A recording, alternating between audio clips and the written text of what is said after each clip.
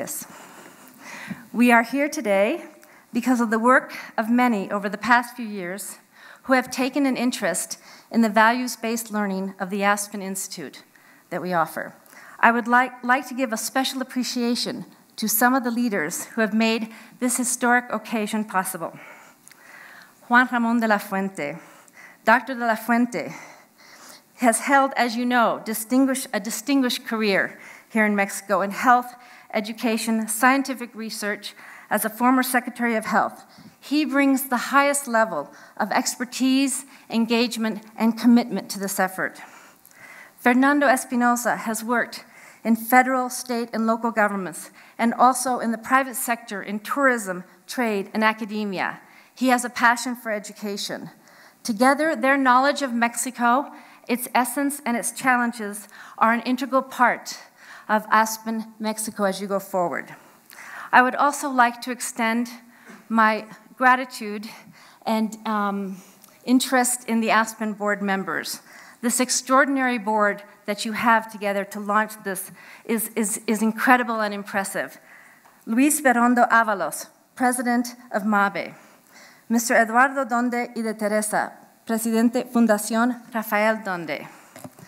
Arturo Fernández Pérez, Rector, Instituto Tecnológico Autónomo de México. Angélica Fuentes Telles, Presidenta Grupo OmniLife. Ramiro Garza Vargas, Director General Ejecutivo Grupo R. Francisco Garza Zambrano, Vicepresidente Cementos Mexicanos. Dieter Holtz-Wed, President, Presidente Laureato México. José Narro Robles, Rector, Universidad Nacional Autónoma de México. Pedro Puello Toldrá, Presidente Oasis Hotels and Resorts. Scott Rank, Presidente Walmart México y Centroamérica. Ricardo Salinas Pliego, Presidente Grupo Salinas, who has also been a huge supporter over the last couple of years in terms of lending his help and assistance. I would also like to say that this governing board is at a wonderful milestone, and your ability to take on the duty of care as you launch this into all the many themes and ideas that have been presented will be so critical and so important, and it's wonderful that your diverse and deep experience is going to come to bear on this. I would like to offer as well a special thank you to Mr. Leonard Lauder, Chairman Emeritus of the Este Lauder Companies. Yes.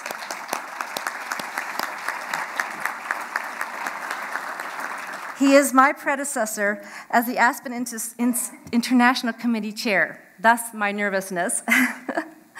It is he who had the vision, drive, and endless support to cultivate the board's interest in Aspen, Mexico, and to make it a reality.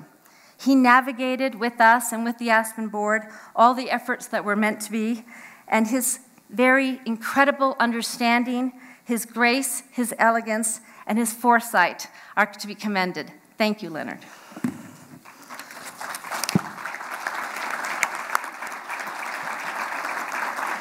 I would also like, in the spirit of the Aspen Network, to acknowledge the presence of Jose Maria de Arelza.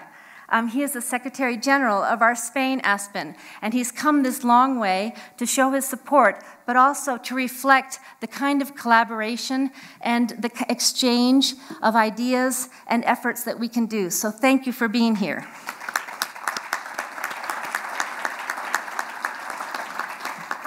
He and I refer to our network as the movable feast, which it is indeed. Going forward, I'd just like to, as I come to the final moments, I would like to say that coming in yesterday into Mexico City, there was this beautiful purple carpet. It was like a welcome carpet for the jacaranda trees. That it was an incredible sight. And I thought, you know, Mexico City is truly in bloom, and so is Aspen, Mexico. So it's perfect timing. There's a certain magic to it, and it's really wonderful to be with you. I would like to congratulate Aspen, Mexico for all the work that's been done, and thank you for giving me this word this morning and the opportunity to be a part of it on behalf of all of Aspen. And on that note, I think I'd like to pass it to, well, first we're going to see a video before Elliot takes the the word. So thank you very much.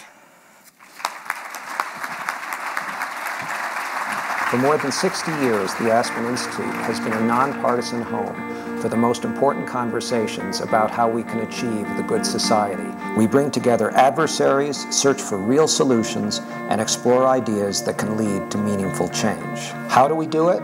We have become experts in promoting truly meaningful dialogue, building a stellar reputation for convening conversations that matter. We're proud to have a robust domestic and international program identifying and cultivating the next generation of leaders. And we are home to more than 30 policy programs that work in specific areas to stake out common ground for useful action. We host public events with a diverse cast of experts and thinkers from around the world to open more deeply the dialogue with our audience.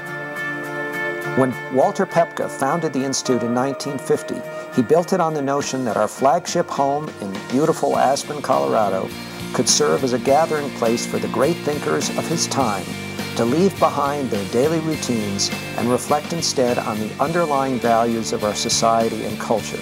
We're also extremely proud of our public convenings. These high-profile convenings break down the barriers of partisanship and bring people together to talk substantively and respectfully, not in sound bites, but with real meaning. For 7 years, we have presented the Aspen Ideas Festival, a truly amazing experience. We have hosted everyone from presidents, prime ministers, and justices of the Supreme Court to the founders of Twitter. The whole goal here is to bring all of us together and have a discussion that's not characterized by the quip of the moment or an appeal for a short-term response, but instead add a different rhythm to the way we think about things. Most of the activity of the Aspen Institute, however, does not take place in big public gatherings. It takes place behind the closed doors of our seminar rooms. Our policy programs take a deeper look at key issues confronting society and engage in the critical conversations about moving forward and making our world better. They focus on a huge range of topics. One looks at how business education create a new generation of leaders focused on improving society as well as the bottom line. Another is heading up President Obama's call for partnership for new beginnings in the Middle East and across the predominantly Muslim world. We work in the arts, in philanthropy, in social innovation, cultural diplomacy, developing economies, and countless other areas. These programs get into the heart of these issues and do so strategically.